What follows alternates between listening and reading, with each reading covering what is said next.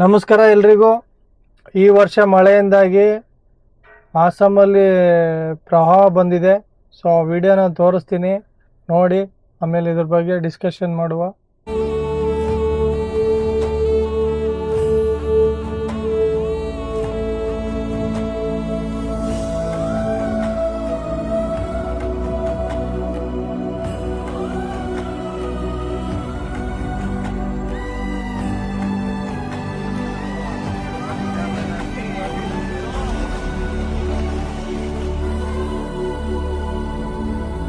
ನೋಡಿದ್ರಲ್ಲ video.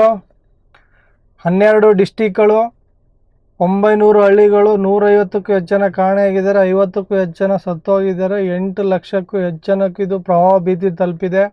Social ಮೀಡಿಯಾದಲ್ಲಿ ಅದು ತುಂಬ ವೈರಲ್ ಆಗಿದೆ. ಇದುವರೆಗೂ ಮೀಡಿಯಾದವರು ಒಂದು ಸರಿನೂ ತೋರಿಸಿಲ್ಲ ಈ ಥರ ಪ್ರವಾಹ ಆಗಿದೆ ಆಸಾಮಲ್ಲಿ, ನಮ್ಮ ಇಂಡಿಯಾದಲ್ಲಿ. ಸೊ ಕೇರಳದಲ್ಲೂ ಮೊನ್ನೆ ಪ್ರವಾಹ ಆಗಿದೆ. ಈ ವರ್ಷ ಈ ಜುಲೈ ಆದಮೇಲೆ ಜುಲೈ ಎಂಡ್ಗೆ ತುಂಬ ಮಳೆ ಬರ್ತಾ ಇದೆ. ಸೊ ಎಲ್ಲರೂ ಯಾರ್ಯಾರು ಟ್ರಿಪ್ನ ಪ್ಲ್ಯಾನ್ ಮಾಡ್ತಾ ಇದ್ದೀರಾ, ಮಲೆನಾಡು ಸೈಡ್ ಆಗಲಿ, ಕೇರಳ ಸೈಡ್ ಆಗಲಿ, ಬೇರೆ ಬೇರೆ ಸೈಡ್ ಆಗಲಿ, ಸೊ ಟ್ರಿಪ್ನ ಹೋಗೋದು 1-2 ತಿಂಗಳು ಕ್ಯಾನ್ಸಲ್ ಮಾಡಿ, ಆಮೇಲೆ ಬೇಕಾದ್ರೆ ನೋಡ್ಕೋಬೋದು ಚಳಿಗಾಲದಲ್ಲಿ. ಸೊ ಈ ಥರ ಸಡನ್ನಾಗಿ ಪ್ರವಾಹ ಬಂದು ಪ್ರವಾಹದಲ್ಲಿ ಸಿಕ್ಕಾಕೊಂಡ್ರೆ ತುಂಬ ಪ್ರಾಬ್ಲಮ್ನ ಫೇಸ್ ಮಾಡಬೇಕಾಗುತ್ತೆ. ಸೊ ಇದರಿಂದ ಎಲ್ಲರಿಗೂ ತುಂಬ ಪ್ರಾಬ್ಲಮ್ಮೇ ಇರೋದು.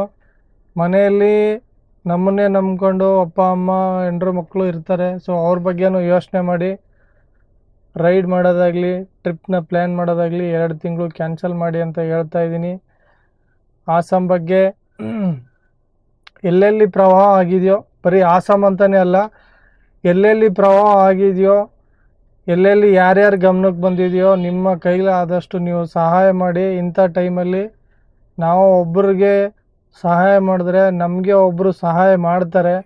ಸೊ ಈ ಹಿಂದೆ ಕರ್ನಾಟಕದಲ್ಲೂ ಒಂದು ಸತಿ ಪ್ರವಾಹ ಬಂದಿತ್ತು. ಆ ಟೈಮಲ್ಲಿ ಫ್ಲಡ್ ಆಗಿತ್ತು, ಅಂದರೆ ಕೊಡಗು ಸೈಡಲ್ಲಿ ಆಗಿತ್ತು.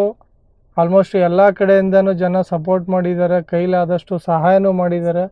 ಸೊ ಈ ಟೈಮಲ್ಲಿ ಮನುಷ್ಯರಾಗಿ ಮಾನವೀಯತೆನ ತೋರಿಸೋದು ಮನುಷ್ಯರ ಕರ್ತವ್ಯ. ಸೊ ಎಲ್ಲರೂ ಅಕ್ಕಪಕ್ಕ ರಾಜ್ಯದವರಾಗಲಿ ಯಾರಾದರೂ ಇರಲಿ, ಸೊ ನಿಮ್ಮ ಕೈಲಿ ಆದಷ್ಟು ಸಹಾಯ ಮಾಡಿ. ಎಲ್ಲಾದರೂ ವೀಡಿಯೋ ಕ್ಲಿಪ್ಸ್ಗಳೇನಾದರೂ ಕಂಡ್ರೆ ಶೇರ್ ಮಾಡಿ. ಯಾಕಂದರೆ ಒಬ್ಬರು ಶೇರ್ ಮಾಡೋದ್ರ ಮೂಲಕ ಎಲ್ಲಿ ಏನಾಗಿದೆ ಅಂತ ಎಲ್ಲರಿಗೂ ಗೊತ್ತಾಗುತ್ತೆ. ಸೊ ಗೌರ್ಮೆಂಟ್ಗೆ ಇದು ಗೊತ್ತಿದೆಯೋ ಗೊತ್ತಿಲ್ವೋ ಗೊತ್ತಿಲ್ಲ.